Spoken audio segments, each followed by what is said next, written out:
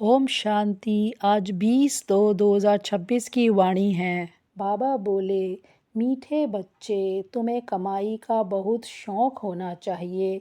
इस पढ़ाई में ही कमाई है। तो बाबा क्या कह रहे हैं, कमाई का बहुत शौक होना चाहिए। वैसे भी स्थूल में भी जब हमें कितना होता है कि हम पैसा कमाएं, हम अपनी कमाई को बढ़ाएं। तो इसलिए बाबा कह रहे हैं यहाँ पे अविनाशी कमाई का शौक होना चाहिए। और कैसे वो कमाई हो सकती है, इस पढ़ाई में ही कमाई है। तो ये जो हम बाबा कहते हैं ना, पढ़ाई is the source of income, है ना। तो वही वाली बात है, इसमें बाबा यही बता रहे हैं। तो प्रश्न पूछा बाबा ने, ज्ञान के बगैर कौन सी खुशी की बात भी विघ्न रूप बन जाती है ना। ज्ञान के बगैर, अगर हमें ज्ञान नहीं है, उसके बिना कौन सी खुशी की बात भी हमारे लिए विघ्न बन जाती है। तो उत्तर में बाबा ने बताया, साक्षात्कार होना ये है तो खुशी की बात। साक्षात्कार होना ये है तो खुशी की बात, लेकिन अगर यथार्थ रूप से ज्ञान नहीं है तो और ही मूंझ जाते हैं, है ना। साक्षात्कार होता है तो जैसे कि हमें गुमान आ जाता है, हमें बहुत ज़्यादा ईगो आ जाता है। तो बाबा कह रहे हैं अगर उसका भी यथार्थ रूप से ज्ञान नहीं है साक्षात्कार का, तो क्या होगा, कंफ्यूज हो जाएंगे। समझो किसी को बाप का साक्षात्कार होता है, सबको, है ना। बाप का साक्षात्कार हुआ, बाप मानी बिंदु, शिव बाबा का। तो बिंदु देखा तो क्या समझेंगे, बिंदु देखे तो कुछ समझ नहीं आएगा, और ही मूंझेंगे ना, और ही कंफ्यूज हो जाएंगे। इसलिए ज्ञान के बगैर साक्षात्कार से कोई भी फायदा नहीं है ना। खाली साक्षात्कार हो जाए, ज्ञान नहीं हो, तो बाबा कह रहे हैं उससे कुछ भी आपको प्राप्ति नहीं है। इसमें और ही माया के विघ्न पड़ते रहते हैं, है ना, पढ़ने लगते हैं और ये माया का रूप बन जाता है। कईयों को साक्षात्कार का उल्टा नशा भी चढ़ जाता है ना, गुमान हो जाए कि हमें तो दिखा कुछ। तो बाबा ने आज गीत दिया, तकदीर जगाकर आई हूँ। ओम शांति। मीठे मीठे रूहानी बच्चों ने गीत सुना। तो बाबा पूछ रहे हैं, रूहानी बच्चों ने गीत सुना, नयों ने भी सुना, पुरानों ने भी सुना, कुमारों ने भी सुना कि ये पाठशाला है ना। तो ये पाठशाला है, स्कूल है, जहाँ पे क्या होता है, जहाँ पे तकदीर जगाई जाती है। तो पाठशाला में कोई ना कोई तकदीर बनाई जाती है ना, कोई ना कोई गोल होता है ना, तो इससे तो कोई तकदीर बनती है आपकी। तो बाबा कह रहे हैं कोई भी पाठशाला हो तो उसमें कोई ना कोई तकदीर बनाई जाती है।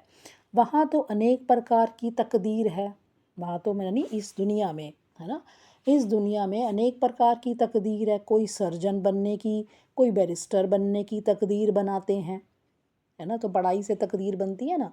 तो बाबा कह रहे हैं कोई सर्जन बनने की और कोई बैरिस्टर बनने की तकदीर बनाते हैं। तकदीर को एम ऑब्जेक्ट कहा जाता है। तो तकदीर मतलब आपका गोल क्या है, आपका एम ऑब्जेक्ट क्या है।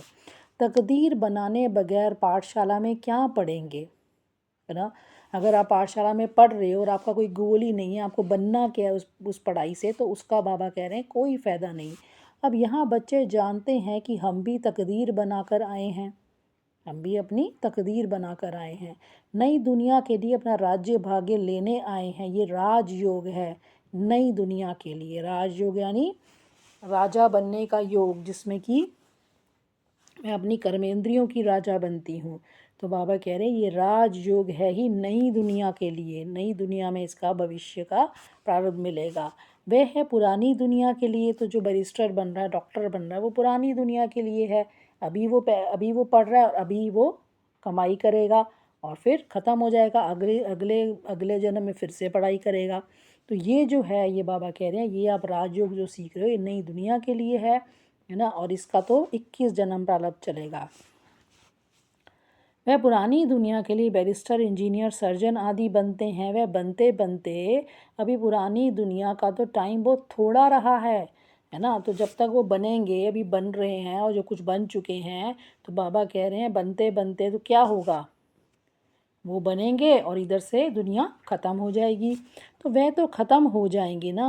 वह तकदीर है इस मृत्यु लोक के लिए। तो ये जो तकदीर है कि यहाँ पे जो हाईएस्ट पोजीशंस पाते हैं, कोई इंजीनियर बनते हैं, कोई आईएएस ऑफिसर बनते हैं, तो वो जो तकदीर है वो इसी जन्म के लिए है, खाली इस मृत्यु लोक के लिए है, यानी इस जन्म के लिए है। है ना, एक जन्म के लिए है। तुम्हारी ये पढ़ाई है ही नई दुनिया के लिए। तो ये जो पढ़ाई है ये नई दुनिया के लिए है। तुम नई दुनिया के लिए तकदीर बनाकर आए हो। नई दुनिया में तुमको राज्य भाग्य मिलेगा ना। कौन पढ़ाते हैं? बेहद का बाप, जिनसे ही वर्षा पाना है। तो कौन पढ़ा रहे हैं? बेहद का बाप पढ़ा रहे हैं, जिनसे हमें वर्षा मिल रहा है, मुक्ति और जीवन मुक्ति का। जैसे डॉक्टर से डॉक्टरी का वर्षा पाते हैं, है ना, वह हो जाता है इस जन्म का वर्षा। यानी जो भी अभी हम कमाते हैं, अभी हम पढ़ते हैं, जो भी हम ये स्थूल पढ़ाई पढ़ते हैं, जो भी हम ये हद की पढ़ाई पढ़ते हैं, इसका जो वर्षा है वो इसी जन्म के लिए मिलता है। एक तो वर्षा मिलता है बाप से, दूसरा वर्षा मिलता अपनी पढ़ाई का, है ना। इसी दुनिया की बात कर रहे हैं कि जो प्रॉपर्टी होती है, जो मिल्कियत होती है, वो कहाँ से मिलती है? वो अपने बाप से मिलती है। और दूसरा वर्षा जो मिलता है वो पढ़ाई से मिलता है। अच्छा, फिर जब बूढ़े होते हैं तब गुरु के पास जाते हैं। लौकिक दुनिया में जब कोई बूढ़े होते हैं तो फिर गुरु करते हैं, क्या चाहते हैं ना, गुरु के पास क्या सोच के जाते हैं? जो अंधकार, गुरु का अर्थ क्या है? जो अंधकार से प्रकाश की ओर लेके जाए। तो कहते हैं हमको शांति धाम में जाने की शिक्षा दो, है ना। अब शांति धाम को तो कोई जानता नहीं, हमको सदगति दो, यहाँ से निकाल शांति धाम ले जाओ। अब बाप से वर्षा मिलता है, टीचर से भी वर्षा मिलता है इस जन्म के लिए, है ना। तो वही बाबा बोल रहे हैं, लौकिक की बात करें, हद की बात कर रहे हैं कि बाप से भी वर्षा मिलता है, प्रॉपर्टी मिलती है, मिल्कियत मिलती है, टीचर से भी वर्षा मिलता है पढ़ाई का, और इस जन्म के लिए मिलता है, और गुरु से भी कुछ मिलता। गुरु से तो कुछ मिलता ही नहीं है, क्योंकि गुरु का काम क्या है? सदगति देना। और हद के गुरु जो हैं वो सदगति नहीं दे सकते, एक साथ बाप ही सदगति देता है। तो टीचर से पढ़कर कुछ ना कुछ वर्षा पाते हैं, है ना, कुछ ना कुछ उसे वर्षा पाएंगे ना। टीचर से डॉक्टरी पढ़ेंगे तो डॉक्टर बन जाएंगे, तो डॉक्टर बनना वर्षा हो गया। टीचर बने, सिलाई टीचर, जैसे बाबा ने एग्जाम्पल दे रहे हैं, सीविंग सीविंग होती है ना, सिलाई, तो सिलाई टीचर अगर बने, क्योंकि आजीविका तो चाहिए ना, है ना। बाप का वर्षा होते हुए भी पढ़ते हैं। अब बाप का तो प्रॉपर्टी है, कितने बच्चों के पास बाप की प्रॉपर्टी है, लेकिन फिर भी वो पढ़ते हैं ना, कि हम भी अपनी कमाई करें। हम अपनी कमाई करें इसलिए पढ़ते हैं। गुरु से तो कुछ भी कमाई होती नहीं, तो गुरु से तो उनको कुछ प्राप्ति नहीं होती। हाँ, कोई कोई गीता आदि अच्छी रीति पढ़कर फिर गीता पर भाषण कर देते हैं, है ना। कोई जो गुरु होते हैं वो अच्छी तरह से पढ़ते हैं, फिर गीता पर भाषण आदि करते हैं। ये सब है अल्पकाल सुख के लिए, ये क्षणभंगुर सुख के लिए है। अब तो इस मृत्यु लोक में है थोड़ा समय। तो बाबा वार्निंग दे रहा है कि मृत्यु लोक अब जा गया के गया, पुरानी दुनिया ख़त्म होनी है। तुम जानते हो हम नई दुनिया की तकदीर बनाने आए हैं, हम नई दुनिया के लिए अपनी तकदीर बना रहे हैं। ये पुरानी दुनिया ख़त्म होनी है। अब बाप की वो अपनी मिल्कियत भी भस्म हो जाएगी, अपने बाप की भी और अपनी भी मिल्कियत सब भस्म हो जाएगी, ख़त्म हो जाएगी। हाथ फिर खाली हो जाएंगे, है ना। जो अभी हमने स्थूल धन से, स्थूल चीज़ों से जो अपने हाथ भरे हुए हैं, वो हाथ हमारे खाली हो जाएंगे, क्योंकि सब भस्म हो जाएगा। अभी तो कमाई चाहिए नई दुनिया के लिए, है ना। तो जैसे कहते हैं ना, कोई चीज़ ख़त्म ही हो जाएगी तो उसके पीछे क्यों लगना, जो चीज़ मेरे को काम आएगी उसके पीछे लगना। तो यही बाबा कह रहे हैं कि अभी तो कमाई कौन सी चाहिए? अविनाशी कमाई चाहिए, जो नई दुनिया में काम आए। पुरानी दुनिया के मनुष्य तो वह करा नहीं सकेंगे। तो बाबा कह रहे हैं वो जो विनाशी कमाई है वो दुनिया के लोग नहीं करा सकते, क्योंकि दुनिया के लोग भी विनाशी हैं। अविनाशी कराएगा ना, अविनाशी ही अविनाशी कमाई करा सकता है, और अविनाशी तो केवल बाप है ना। तो पुरानी दुनिया के मनुष्य तो वह करा नहीं सकेंगे, नई दुनिया के लिए कमाई कराने वाला है शिव बाबा, है ना। नई दुनिया के लिए सिर्फ शिव बाबा ही कमाई करा सकते हैं। यहाँ तुम नई दुनिया के लिए तकदीर बनाने आए हो, बाबा कितनी बार बोल रहे हैं आज। वह बाप ही तुम्हारा बाप भी है, टीचर भी है, गुरु भी है। तो बाबा के साथ हमारे तीनों संबंध हैं, और वह आते भी हैं संगम पर, भविष्य के लिए कमाई करना सिखाते हैं। तो बाबा संगम पर आकर क्या करते हैं? फ्यूचर के लिए, भविष्य के लिए हमें कमाई जमा करनी सिखाते हैं। अब इस पुरानी दुनिया में थोड़े रोज़ हैं, तो बुद्धि से इसको निकाल दो, क्योंकि अब थोड़े रोज़ हैं यहाँ पे। ये दुनिया के मनुष्य नहीं जानते, है ना। बाकी दुनिया के मनुष्य तो समझते हैं कि लाखों वर्ष पड़ा है, अभी 40,000 वर्ष पड़ा है अभी कलयुग, कहेंगे नई दुनिया फिर कब आएगी, ये गपोड़ा मारने वाले हैं। तो वो हम उनको जब बताते हैं तो वो कहते हैं यही गपोड़ा मार रहे हैं कि सतयुग आएगा। बाप कहेंगे नहीं, ऐसे समझने वाले भी बहुत हैं जो कहते हैं कि ऐसे समझने वाले भी बहुत हैं। बाप कहेंगे नई दुनिया स्थापन होती है। बच्चा कहेगा ये गपोड़ा है ना।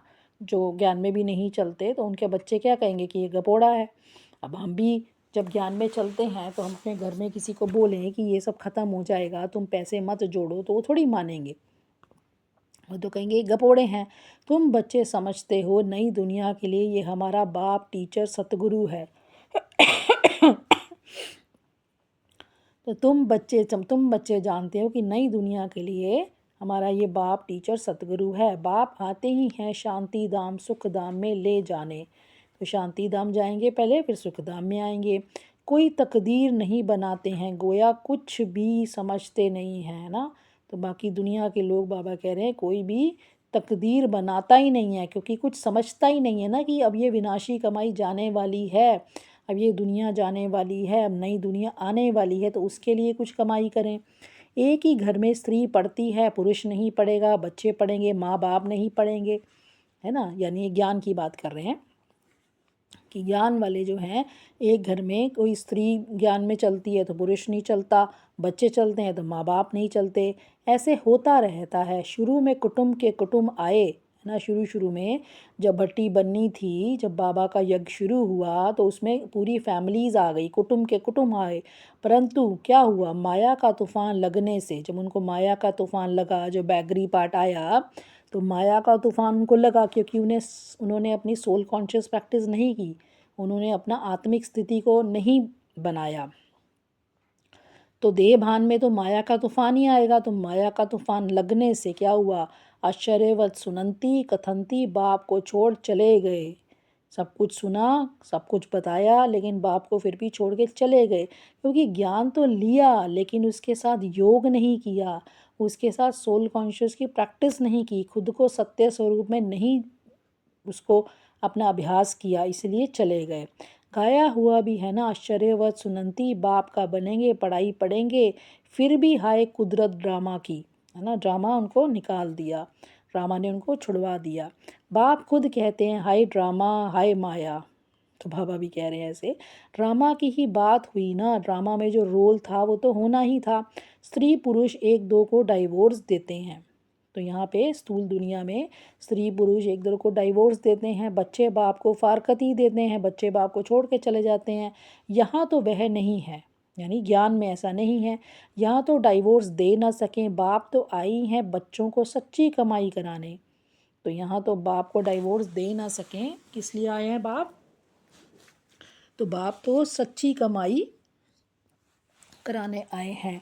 बाप थोड़ी किसी को खड्डे में डालेंगे, है ना। तो इसीलिए बाबा क्या कहता है, बाबा तो हमेशा आत्मा के वेलफेयर की सोचता है, जिसमें आत्मा का बेनिफिट हो उसको सोचता है ना। देह की रस्मो रवाज लोक लाज को नहीं देखता। तो बाबा कभी नहीं कहेगा कि खड्डे में डालो, खड्डे में गिरो। बाप तो है ही पतित पावन रहम दिल है, बाप आकर दुख से लिबरेट करते हैं और गाइड बन साथ ले जाने वाला है। वो तो दुखों से लिबरेट करता है। माया ने जो दुख दिया है, माया जो हमें बॉडी कॉन्शियस में लेके आई है, उस दुख से लिबरेट करता है। बाप हमें बताता है कि तुम आत्मा हो, तुम शरीर नहीं हो। तो जैसे जैसे हम आत्मा का अभ्यास करेंगे, हम धीरे धीरे दुख से लिबरेट होते जाएंगे। और फिर बाबा हमें गाइड कर रहा है ना, बाबा की मुरली क्या है, इट्स टोटली गाइडेंस। किस तरह से आपको ये सब प्रैक्टिसेस करनी है, किस तरह से आपको पुरानी दुनिया को भूलना है। तो बाबा कह रहे हैं गाइड बन साइथ ले जाएं, क्योंकि गाइड वो भी है कि जो शांति धाम का रास्ता सिर्फ बाप को पता है। तो इसलिए बाबा कह रहे हैं गाइड बन साथ ले जाने वाला है। ऐसे कोई लौकिक गुरु नहीं कहेंगे कि मैं तुमको साथ ले जाऊंगा। लौकिक गुरु थोड़ी कहता है मैं तुम्हें साथ ले जाऊंगा, क्योंकि वो खुद ही मरने से डरता है। ऐसे गुरु कभी देखा, कभी सुना, है ना। ऐसा गुरु कभी नहीं देखा जो अपने साथ ले जाए।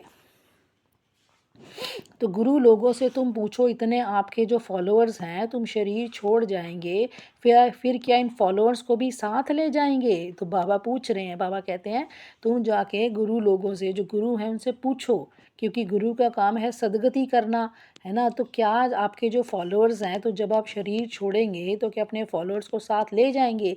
ऐसे तो कभी कोई कहेगा ही नहीं कि मैं फॉलोअर्स को साथ ले जाऊंगा, तो बाप तो ले जाएगा ना, क्योंकि बाप तो आत्माओं को ले जाएगा, शरीर तो यहीं रहेंगे। तो बाबा कह रहा है कि ऐसे कोई नहीं कहेगा कि हम फॉलोअर्स को साथ ले जाऊंगा।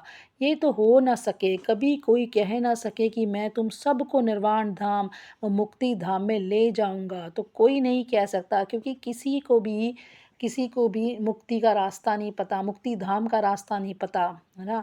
निर्वाण धाम का नहीं रास्ता पता। ये तो मुक्त निर्वाण धाम का रास्ता तो सिर्फ उसी को पता है जो निर्वाण धाम का रहने वाला है ना। हमको पता है और बाप को पता है, लेकिन हम भूल गए हैं, क्योंकि हम रोल में फंस गए हैं, इसलिए हम भूल गए परम धाम का रास्ता। इसलिए बाबा कह रहे हैं कोई कह नहीं सकता, क्योंकि सब शरीरधारी हैं। ऐसा प्रश्न कोई पूछ भी ना सके कि हमको आप साथ ले जाएंगे, क्योंकि कोई जाना भी नहीं चाहता। शास्त्रों में है भगवानुवाच, मैं तुमको ले जाऊंगा, है ना। शास्त्रों में ऐसे लिखा है, मच्छरों सदृश सब जाते हैं, सतयुग में तो मनुष्य थोड़े होते हैं, कलयुग में तो ढेर मनुष्य हैं। सतयुग में ढेर होते हैं मनुष्य, सतयुग में तो थोड़े मनुष्य होते हैं, और कलयुग में तो ढेर मनुष्य हैं। शरीर छोड़ बाकी आत्माएं हिसाब किताब चुकतू कर चली जाएंगी, है ना। तो शरीर तो यहीं रह जाएंगे, लेकिन आत्मा हिसाब किताब चुकतू करेगी। हिसाब किताब चुकतू कैसे करेगी? जितने उसने अपने देह के लेबल्स चढ़ाए हैं, जितने उसने अपने देह के आवरण पहने हैं, वो सब उसको उतारने पड़ेंगे, है ना। सब उतार के बिल्कुल क्लियर हो के आत्मा जाएगी। भागना ज़रूर है, इतने मनुष्य रह ना सके। भागना ज़रूर है मतलब सब आत्माओं को जाना है। तुम बच्चे अच्छी रीति जानते हो, अभी हमको जाना है घर, ये शरीर तो छोड़ना है ना। क्योंकि घर जहाँ जाना है वो घर तो आत्माओं का घर है, वहाँ सिर्फ आत्मा जा सकती है, तो शरीर को तो छोड़ना पड़े। आप मुए मर गई दुनिया, है ना। जब हम मर जाते हैं तो दुनिया हमारे लिए मर जाती है। अपने को सिर्फ आत्मा समझ बाप को याद करना है, तो मूल मंत्र पूरे ज्ञान का सार यही है। अपने को सिर्फ आत्मा समझ बाप को याद करना है, सिर्फ आत्मा समझना है और कुछ नहीं समझना। ये पुराना चोला तो छोड़ना है, ये दुनिया भी पुरानी है। जैसे पुराने घर में बैठे हुए नया घर सामने तैयार होता रहता, जैसे कोई पुराने घर में बैठा है ना, और वो उसका नया घर बन रहा है, तो समझेंगे ना हमारे लिए बन रहा है। ऐसी भगवान भी हम बच्चों के लिए नई दुनिया बना रहा है, तो पुराना घर तो छूटना ही है। बुद्धि चली जाएगी नए घर तरफ। तो जब पता है कि मुझे ये छोड़ नए घर में जाना है, तो हमारी बुद्धि कहाँ जाएगी? नए घर में। इसमें ये बनाओ, इसमें ये करो, है ना। जब नया घर बनाते हैं तो बताते हैं ना उनको कि इसमें ऐसे लगाओ, इसमें ऐसे लगाओ, जो भी इंटीरियर्स कराते हैं। ममत्व सारा पुराने से मिट नए में जुट जाता है, और पुराने में अगर कुछ गड़बड़ भी होगी तो हम कहेंगे छोड़ो ना, अब तो हम यहाँ से जाने वाले हैं, है ना। हम कहीं फंसते नहीं हैं, जब हमें पता होता है हमें जाना है। ऐसे ही अब इस पुरानी दुनिया से हमें जाना है, तो यहाँ कहीं फंसना नहीं है, अपनी बुद्धि को कहीं फंसाना नहीं है, और यहाँ से ममत्व मिटाकर नई दुनिया के साथ अपना बुद्धि योग लगाना है, यानी शांति धाम के साथ या सुख धाम के साथ। वह हुई हद की बात। तो ये तो बाबा ने अभी जो इतनी कहानी बताई वो सारी हद की बात थी। ये है बेहद की दुनिया की बात। तो अब जो बाप बता रहे हैं ये है बेहद की दुनिया की बात। पुरानी दुनिया से ममत्व मिटाना है और नई दुनिया में लगाना है। जानते हैं ये पुरानी दुनिया तो ख़त्म हो जानी है, ये तो गई की गई। नई दुनिया है स्वर्ग, उसमें हम राजाई पद पाते हैं। जितना योग में रहेंगे, ज्ञान की धारणा करेंगे, औरों को समझाएंगे, उतना खुशी का पारा चढ़ेगा, है ना। तो बाबा ने कितनी सारी बातें बताई। खुशी का पारा कब चढ़ेगा? जितना योग में रहेंगे, यानी जितना बाबा के साथ अटैच रहेंगे, जितना अपने सत्य स्वरूप में रहेंगे और ज्ञान की धारणा करेंगे। जब सत्य स्वरूप में रहेंगे तो ज्ञान भी धारण होगा, क्योंकि ये सारा ज्ञान आत्मा के लिए है, देह के लिए नहीं है। हम बॉडी कॉन्शियस में होके इस ज्ञान को धारण करने की कोशिश करते हैं, जबकि वो हो नहीं सकता। क्योंकि जब हम बॉडी कॉन्शियस में होते हैं तो बॉडी कॉन्शियस के जो पैकेज है, यानी जो विकार हैं, वो हमारे साथ होते हैं। और जब सोल कॉन्शियस की प्रैक्टिस करते हैं तो उसके सोल के जो सारी क्वालिटीज़ हैं वो हमारे साथ स्मृति में होती हैं। तो ज्ञान की धारणा भी तभी होगी, औरों को भी तभी समझा पाएंगे जब खुद कुछ करेंगे, और तभी खुशी का पारा चढ़ेगा। बड़ा भारी इम्तिहान है, कुछ तो मेहनत करनी पड़ेगी ना।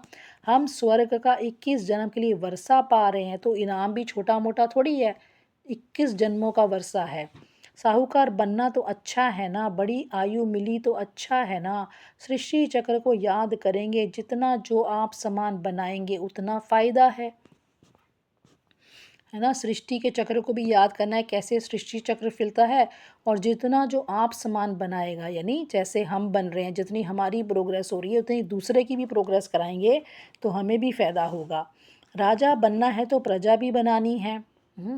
प्रदर्शनी में इतने ढेर आते हैं, ये वह सारी प्रजा बनती जाएगी, क्योंकि इस अविनाशी ज्ञान का विनाश तो होता नहीं है। जब प्रदर्शनी लगाते हैं तो उसमें समझने वाले बहुत लोग आते हैं, तो वो सारी, अगर वो ज्ञान में नहीं आते हैं, यानी कोर्स करते नहीं हैं या रेगुलर आते नहीं हैं, तो वो क्या बनती है, सारी प्रजा। और वो उसका जो बीज एक बार पड़ गया, अविनाशी ज्ञान का बीज पड़ गया, तो किसी टाइम पे फलीभूत ज़रूर होगा। बुद्धि में आ जाएगा पवित्र बन, पवित्र दुनिया का मालिक बनना है ना, तो ज्ञान का विनाश नहीं होगा, लेकिन किसी टाइम में उनके दिमाग में आएगा कि हमें पवित्र बनना है, क्योंकि हमें पवित्र दुनिया का मालिक बनना है।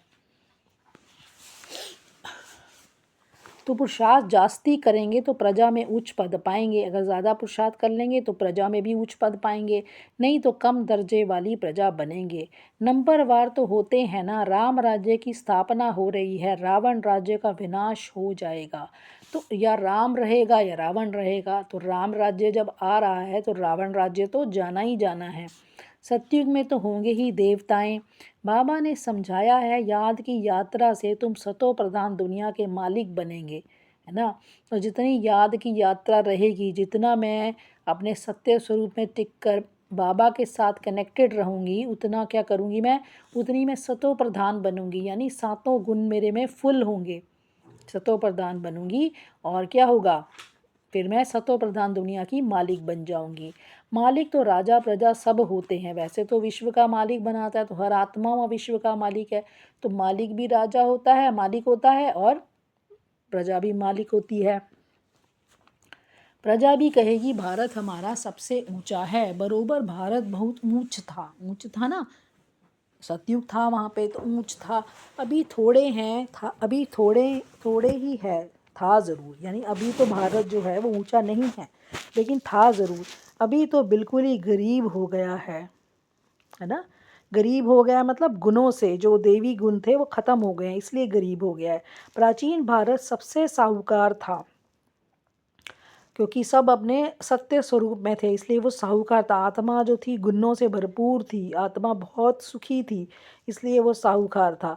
तुम जानते हो बरोबर हम भारतवासी सबसे ऊंच देवी देवता कुल के थे, दूसरे कोई देवता नहीं, को देवता नहीं कहा जा सकता, है ना।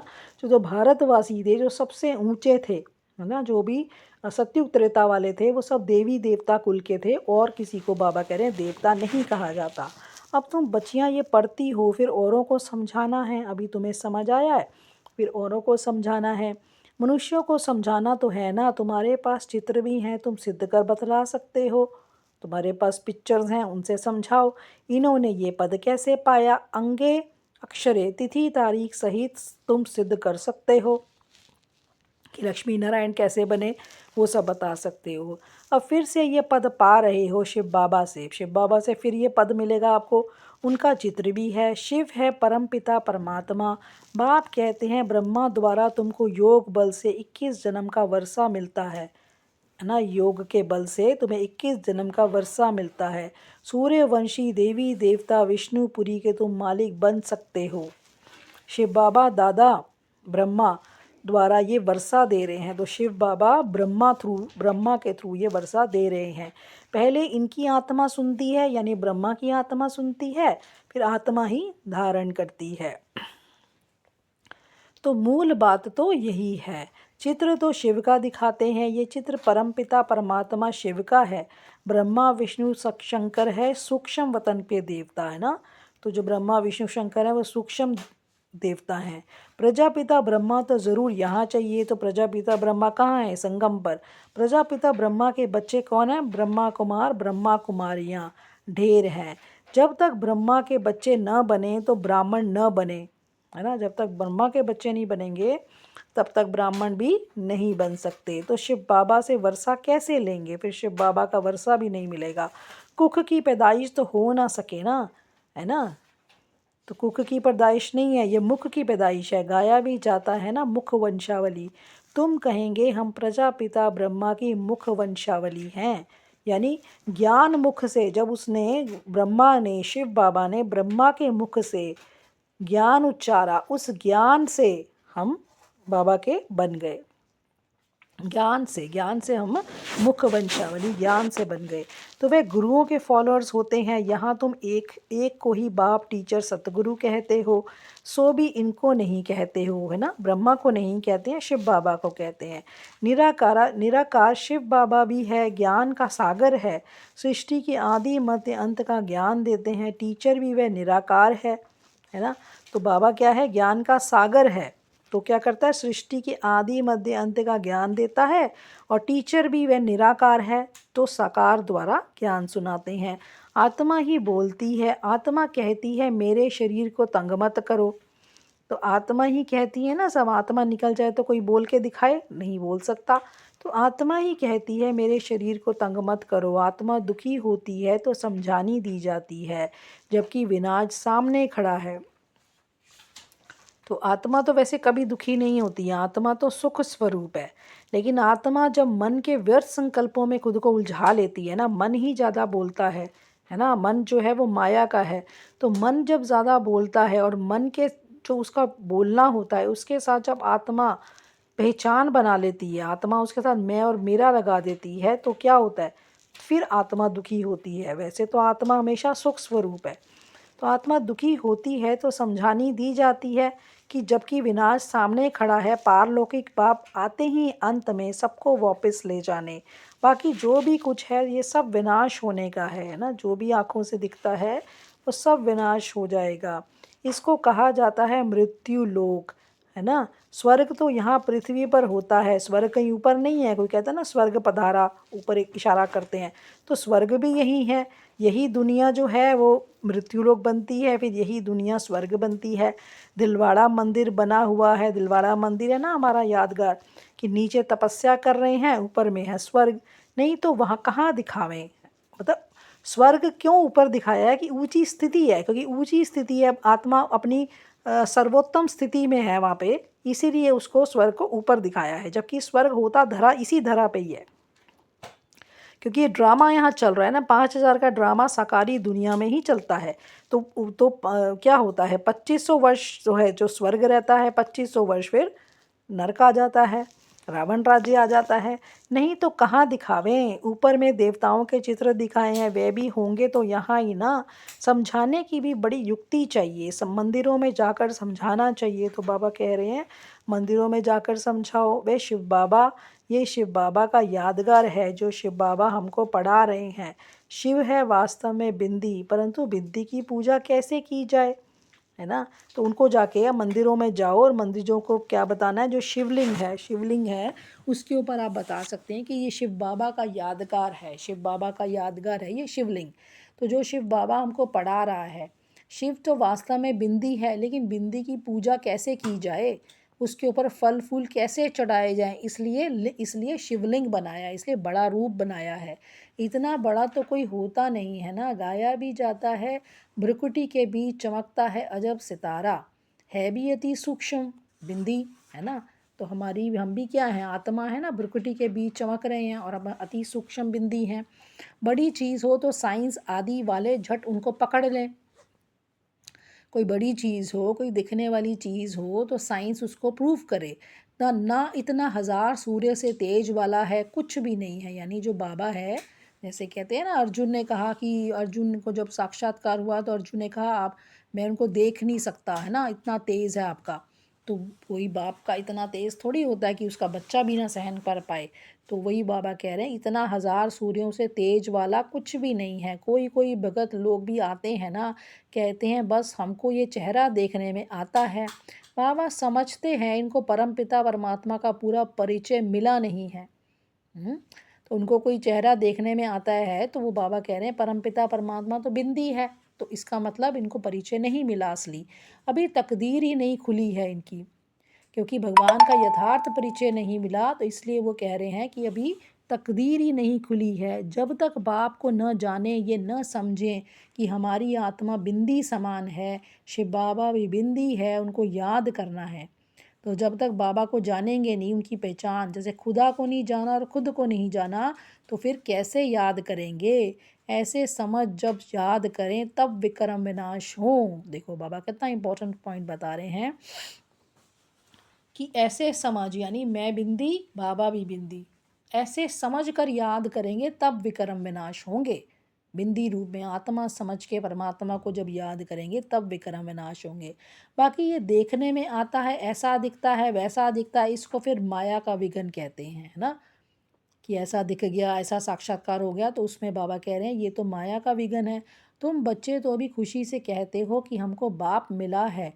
मनुष्य तो श्री कृष्ण का साक्षात्कार कर बहुत खुशी में डांस आदि करते हैं ना। तो मनुष्यों को अगर श्री कृष्ण दिख जाए या उनको कोई देवी देवता दिख जाए तो वो तो बहुत ही खुश हो जाए, लेकिन हम क्यों खुश होते हैं कि हमें तो असली बाप मिला है, हमें तो ऑलमाइटी अथॉरिटी मिला है। तो बाबा कह रहे हैं श्री कृष्ण को देख के वो खुश हो जाएं, लेकिन परंतु उनसे कोई सदगति नहीं होती ना। श्री कृष्ण को देखने से कोई सदगति नहीं होगी। ये साक्षात्कार तो अनायास ही हो जाता है, यानी ऐसे ही हो जाता है रैंडमली। अगर अच्छी तरह से पढ़ेंगे नहीं तो प्रजा में चले जाएंगे। अगर साक्षात्कार में ही फंसे रहे और पढ़ाई की मेहनत नहीं करी, पुरुषार्थ नहीं करा, तो बाबा कह रहे हैं फिर प्रजा में चले जाएंगे। साक्षात्कार का भी फ़ायदा तो मिलना है ना। भक्ति मार्ग में बड़ी मेहनत करते हैं तब साक्षात्कार होता है। तो साक्षात्कार किस लिए होता है? जब कोई बहुत नौधा भक्ति करता है, एक बार दीदार दे दो, एक बार दीदार दे दो, तो शिव बाबा ही उनको दिव्य दृष्टि से उनको साक्षात्कार कराते हैं। यहाँ थोड़ा भी मेहनत करते हैं तो साक्षात्कार होता है, लेकिन फ़ायदा कुछ नहीं ना।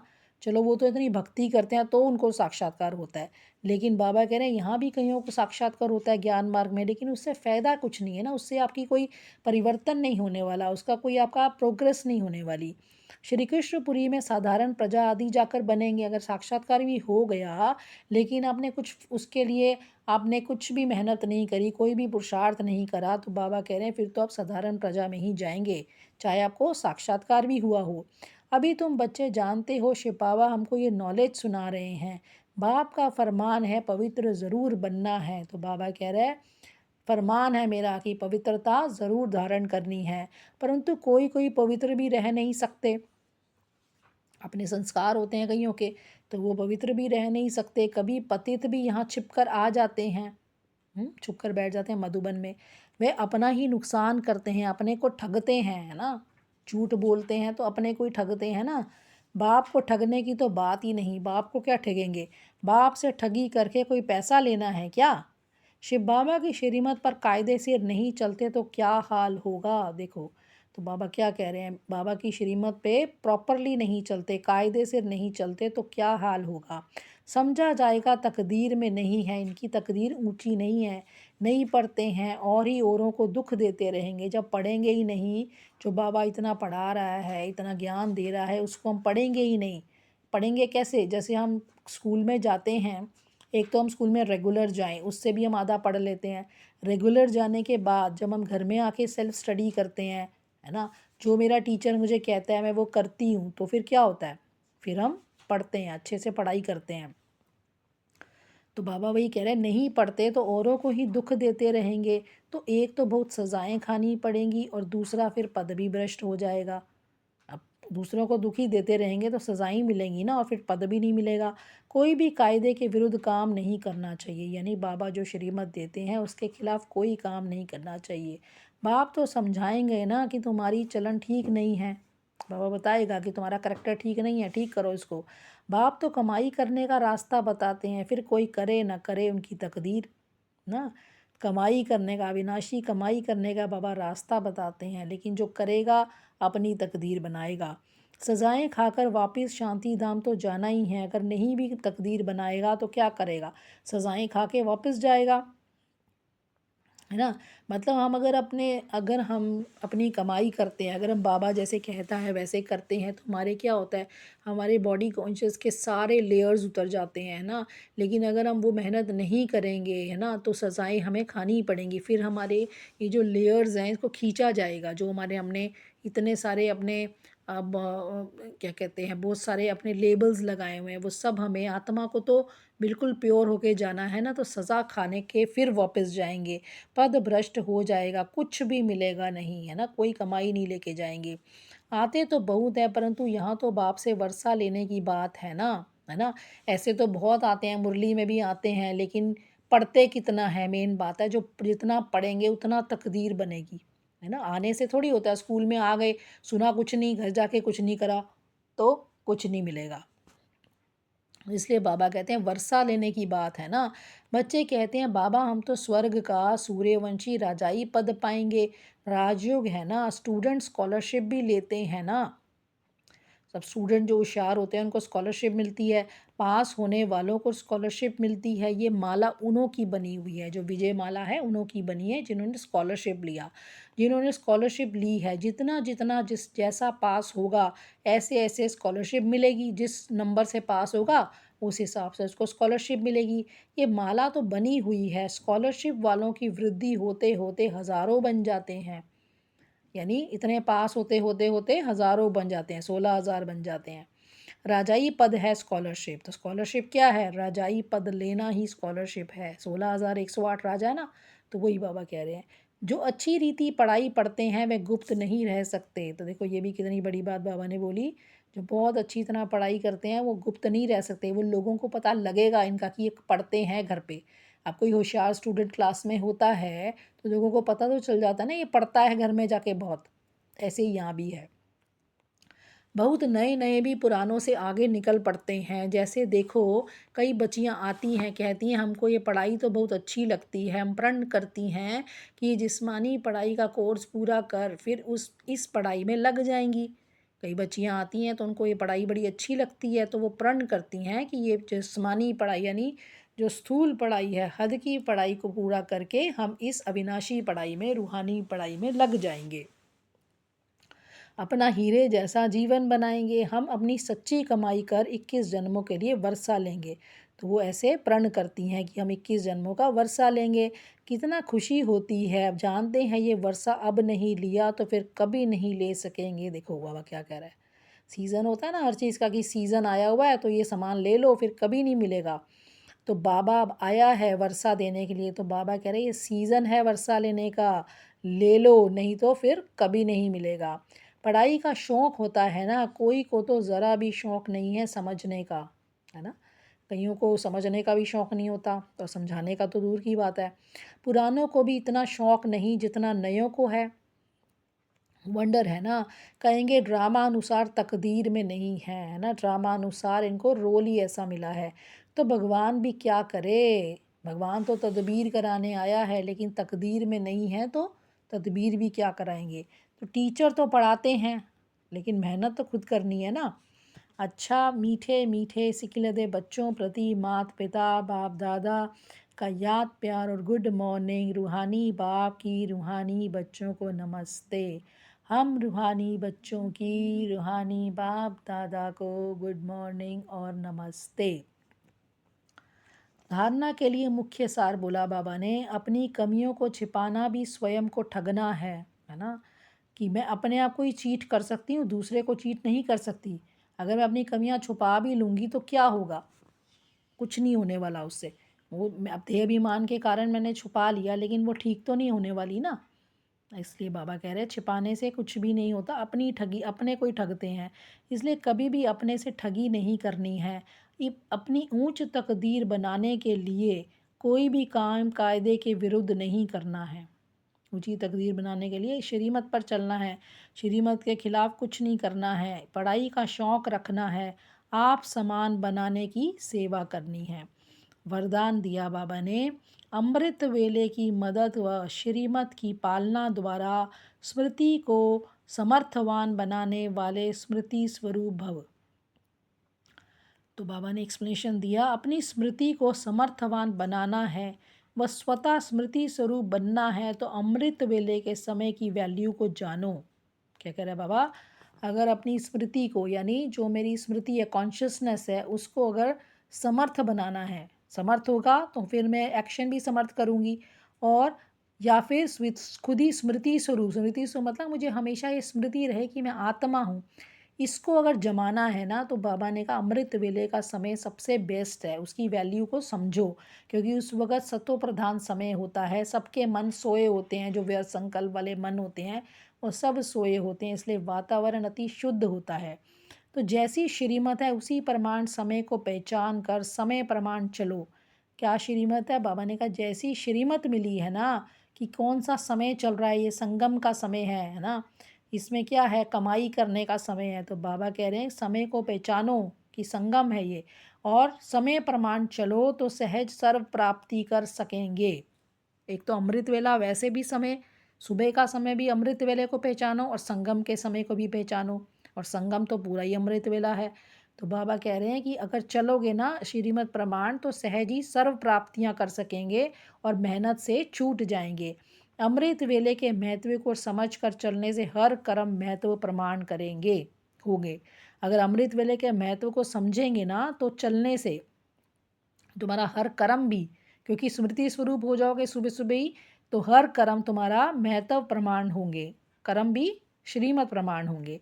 उस समय विशेष साइलेंस रहती है, इसलिए सहज स्मृति को समर्थवान बना सकते हो। तो बाबा ने क्या बोला, देखो बाबा ने एडवांटेज बता दिया ना कि सुबह सब स्पेशली साइलेंस रहती है, क्योंकि सब सोए होते हैं ना, उनके संकल्पों की वाइब्रेशंस की भी हलचल नहीं, ना लोगों के खटपट की कोई हलचल नहीं, सब सोए पड़े होते हैं।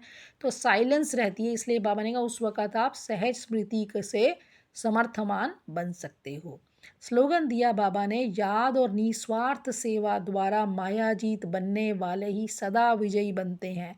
एक तो याद हो, क्या याद हो कि मैं आत्मा हूँ, और सारे मेरे कनेक्शन परमात्मा से हैं, परम धाम की स्थिति, आत्मा परमात्मा के साथ बैठी है, वो याद हो गई, है ना। और निस्वार्थ सेवा, बिना स्वार्थ के सेवा, क्योंकि जब स्वार्थ होगा तो मैं भी होगा, मैंपन होगा, मेरापन होगा। तो मैं और मेरापन ही तो माया के दरवाजे हैं ना। तो क्या होगा, जब याद भी रहेगी और सेवा भी साथ चलेगी, याद और सेवा बाबा बोलते हैं डबल लॉक, याद भी करो और बिजी भी रहो। तो सेवा जब करेंगे वो भी निस्वार्थ, तो आप मायाजीत बनने वाले विजयी बन जाएंगे। अव्यक्त इशारा दिया, एकता और विश्वास की विशेषता द्वारा सफलता संपन्न बनो। संगठित रूप में आप ब्राह्मण बच्चों की आपस के संपर्क की भाषा अव्यक्त भाव की होनी चाहिए। तो बाबा कह रहे हैं ब्राह्मण बच्चों की भाषा कैसी होनी चाहिए, अव्यक्त भाव, यानी सोल कॉन्शियस, सोल कॉन्शियस का भाव होना चाहिए, ज़्यादा वाणी में आना नहीं चाहिए, है ना। जैसे फरिश्ते अथवा आत्माएं आत्माओं से बोल रही हैं, इतना स्वीट और इतना साइलेंटली धीरे और मधुर बोल होने चाहिए कि जैसे फरिश्ते आत्माएं जो हैं वो आत्माओं से बात कर रही हैं, आत्मा आत्मा से बात कर रही है। इसके लिए किसी की सुनी हुई गलती को संकल्प में भी न स्वीकार करना और ना कराना। इसके लिए क्या करना है, किसी की भी सुनी हुई गलती को, यानी किसी ने कहा कि किसी की कोई बुराई कर रहा है, कोई निंदा कर रहा है, तो उसको कभी भी आप अपने स्वीकार ना करना और ना कराना। हम्म, कि ये तो ऐसे कह रहे थे, वो वैसे कह रहे थे, आपने भी उस व्यक्ति के प्रति अपने मन में भी भाव को बदलना नहीं है ना। ऐसी जब स्थिति हो तभी बाप की जो शुभ कामना है एकमत संगठन की, कि बाबा की क्या शुभ कामना है कि एक संगमत संगठन रहे, सारा एक मत होके रहे ब्राह्मण परिवार, तो वो पूरा हो जाएगा ना। क्योंकि हम किसी को भी बुराइयां किसी की करेंगे नहीं, हम सबको अपना बहन और भाई समझेंगे, तो वह प्रैक्टिकल में होगा और आपके द्वारा बाप प्रत्यक्ष हो जाएगा। तो ये थी आज की मुरली। ओम शांति।